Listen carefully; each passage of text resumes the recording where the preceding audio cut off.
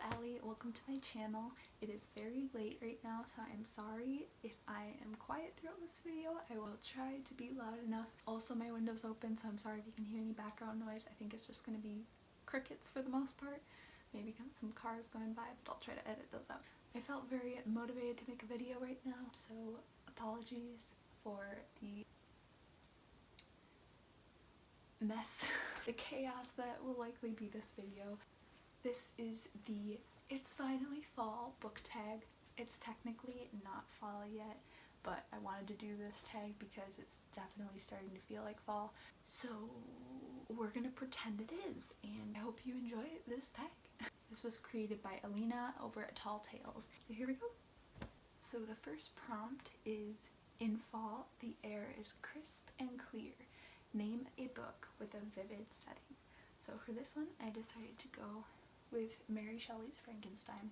This is Gothic literature, and so it has so much detail and thought put into the setting. It's got a very melancholy, hazy, but clear, beautiful atmosphere. I really enjoyed this book. I read this for school, and a lot of my classmates didn't like this book, but I thought it was really interesting. I just thought it was a very beautifully written book. I really enjoyed the atmosphere in it, and you can really feel like you're there, so I'm gonna go with that one for vivid setting. Okay, so the second one is Nature is Beautiful, but Also Dying. Name a book that is beautifully written, but also deals with a heavy topic like loss or grief. So for this one, I decided to go with The Book Thief. So this one is set in World War II, so obviously there's a lot of kind of melancholy, sad aspects to this book, but it is very beautifully written. It's narrated by death, so it gives you this whole different perspective. It's really interesting. I really highly recommend this book. It's very beautiful, but definitely has some sad aspects to it. So that's the beautiful but heavy book. The third prompt is, fall is back to school season. Share a nonfiction book that taught you something new. I'm sure that there's some nonfiction that I've read that has taught me something, but for some reason I can't think of any at the moment. But I do have some books on my TBR that I know will definitely teach me something, and these three books here. So we have Neil deGrasse Tyson's Astrophysics for People in a Hurry. That's what it's about.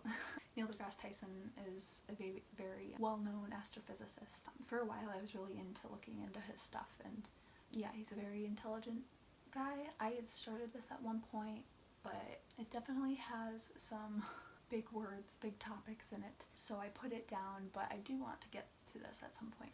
Then we have Why We Sleep, Unlocking the Power of Sleep and Dreams by Matthew Walker. This one is what it says it is, Why We Sleep. It's looking into the psychology, the science behind why we sleep. I've always been really fascinating. I've always been very fascinated by the whole concept of dreaming and just sleep in general. I think because we just know so little about it. This specifically says, Why We Sleep will entirely transform readers' understanding and appreciation of sleep and dreams. I think this will be a really interesting book to pick up. Lastly, I have The Soul of an Octopus, a surprising exploration into the wonder of consciousness by Cy Montgomery. This one I had been wanting to pick up for a long time. I saw it on Goodreads, I think, at one point, and I just recently picked it up. This again is like psychology. I really am interested in psychology and just how our brains work and how we think and do things, and I always love taking psychology classes. So this book itself is exploring consciousness, what consciousness is comprised of. I think when we think of consciousness, we tend to think of ourselves as humans and our brains and our ability to think consciously. We don't typically think about animals' consciousness, and I think this will be really interesting. I just love learning about animals, and actually I have this book as well. This one I've had for a while, and this book I've had for quite a while. I keep meaning to pick it up, but just haven't yet. I really need to soon. It sounds really interesting, but this is Are We Smart Enough to Know How Smart Animals Are? So kind of playing on the same theme there, where kind of exploring consciousness, exploring what makes us different from animals, but also what makes us the same, makes us similar, and things that even we don't have as the human species.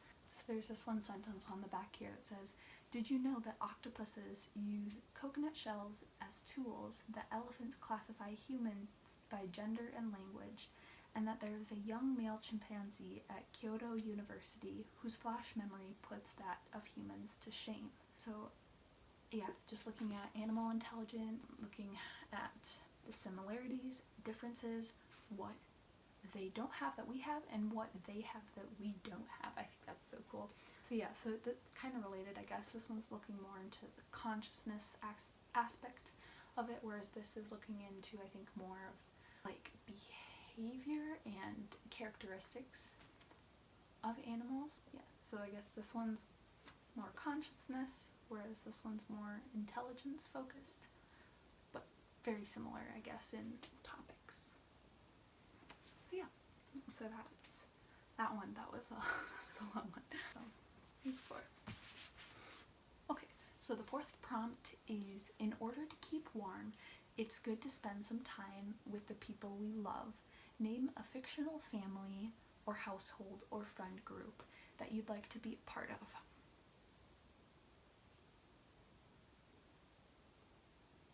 Need I say more?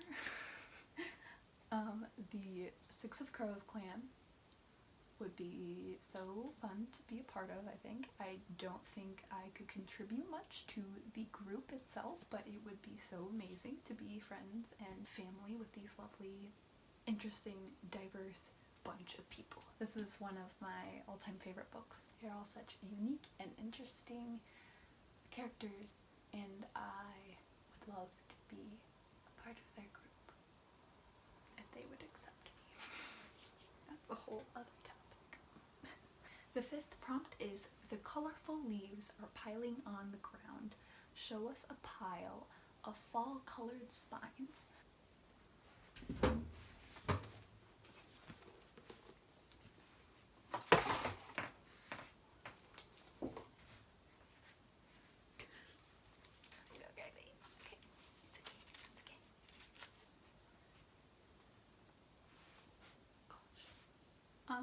I don't think I'm going to name all of these, but I can potentially show you a close-up of them. I don't know how I'm going to do this. Oh gosh. Okay. Oh. So the sixth prompt, oh, it's 1 a.m. Can you tell? Prompt number 6 is, fall is the perfect time for some storytelling by the fireside. Share a book wherein somebody is telling a story. This one, I know, again, like, I know there's got to be some books that have a story within a story, or somebody's telling a story. I saw somebody do Princess Bride for this one, which is a really smart answer. I don't know, I can't really think of any other ones. I don't have a Princess Bride physical copy. I have read it before, but I don't know. The other one I thought maybe could possibly work would be Percy Jackson, the Percy Jackson series, I guess, because there's Greek mythology stories within this story, but I don't think that's what it's asking for. The Princess Bride. I'll go with that one. I just don't have a physical copy. So the Princess Bride, there's a grandfather telling the grandson the story of Princess Bride.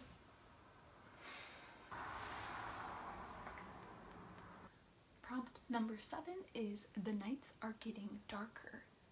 Share a dark, creepy read. I don't read many horror stories. I am a wuss. I don't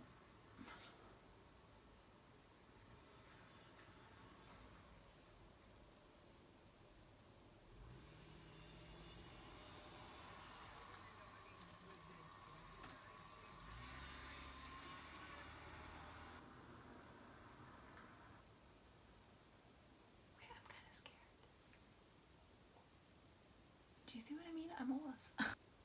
That was kind of really creepy, not gonna lie. I'm gonna move on.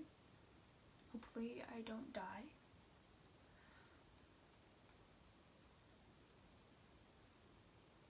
I don't know if you could see any of that, but a car just came by really slowly by my house, stopped in front of it, went a little bit forward, stopped again, drove off again.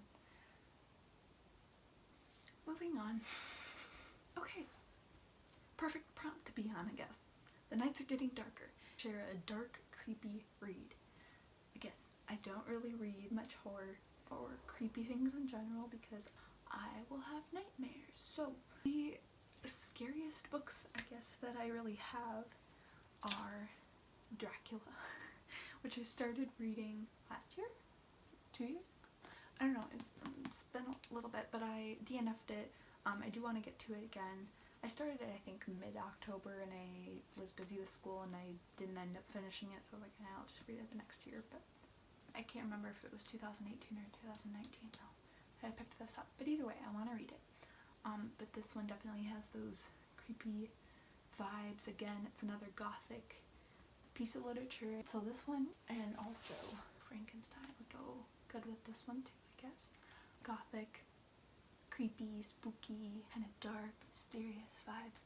But if that's not a good enough answer for you, I also just recently picked up Pet Sematary. Yeah, I have not read this yet. I would like to read it next month, October. Stephen King is known for his creepy horror stories. I've never seen Pet Sematary. I've never seen The Shining. I don't really like horror. Maybe I'll start getting into it more. I need to build up my confidence, I guess, right? I don't know if that's the right word, but I need to try.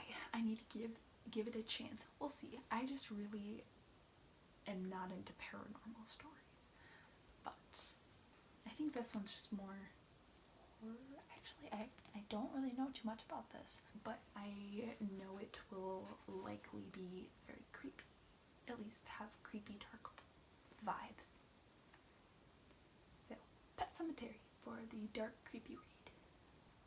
Prompt 8 is, the days are getting colder. Name a short, heartwarming read that could warm up somebody's cold and rainy day. For this one, I decided to go with Because of Winn-Dixie. This book and I have a little history, I guess. I can't remember, it must have been like early middle school. I read this so many times, over and over. I think I just really enjoyed just the heartwarming vibes I got from it. I would read it and then I would start right back over and just reading it. And you can kind of tell I would just throw it in my backpack and pick it up whenever I had time. It's kind of taken its toll on this poor book. I haven't read this in quite a long time, probably since the time where I was continuously picking this book up and haven't picked it up since. But definitely a heartwarming, cozy, comfy read. It's really sweet and it's short, heartwarming, feel-good book. Prompt 9 is, fall returns every year. Name an old favorite that you'd like to return to soon. For this one, I chose my favorite book, Pride and Prejudice. I read it last couple years ago, but I got this copy when I was studying abroad in Spain last spring. Oh my gosh. Not this last spring, but the spring before. It's already been that long. Anyway, but I picked this up at a local bookshop and I'd like to try to read it in Spanish. I definitely want to reread Pride and Prejudice again and again because I love it. I love the story. It touches my heart. But in Spanish it's Orgullo y Prejuicio, and I would like to read this again soon. If not in Spanish next, I will pick it up in my other copy. This was my very first copy of Pride and Prejudice. I got this at a local bookstore. I think I picked this up my junior year of high school. And oh my gosh, it's my favorite book. I love it so much. It's such a sweet story. I gotta reread it again soon. And the 10th and last prompt is, fall is the perfect time for cozy reading nights. share your favorite cozy reading accessories. So these aren't really accessories, but my dog and cat, I love snuggling up to them and reading a book. I also like having a cup of tea or a cup of water by me, fuzzy socks, and a nice cozy blanket, maybe the fireplace. I use my fairy lights. When I don't want as bright of a light, I use my salt lamp, which just gives a nice small glow enough to read, but it's definitely very calming and cozy. A nice bookmark. Ooh, and when it's loud and I can't really focus on reading because there's distractions, I like to use my headphones and put on some like rain sounds. That typically helps me to focus the most, is nice storm or rain sounds. Oh, nice scrunchie to put my hair up, some candles. Yeah, so I think that's it. I think that's the book tag. I would show you my dog and cat, but they're both fast asleep right now, and I don't want to wake them, but I'm sure they will be in future videos. So subscribe for kitty and puppy content in the future. It's inevitable. So thank you for watching. I hope you enjoyed this chaotic nighttime it's finally fall tag. I hope you're having a great day or night wherever you are, and I will see you in the next video. Thanks for watching. Bye.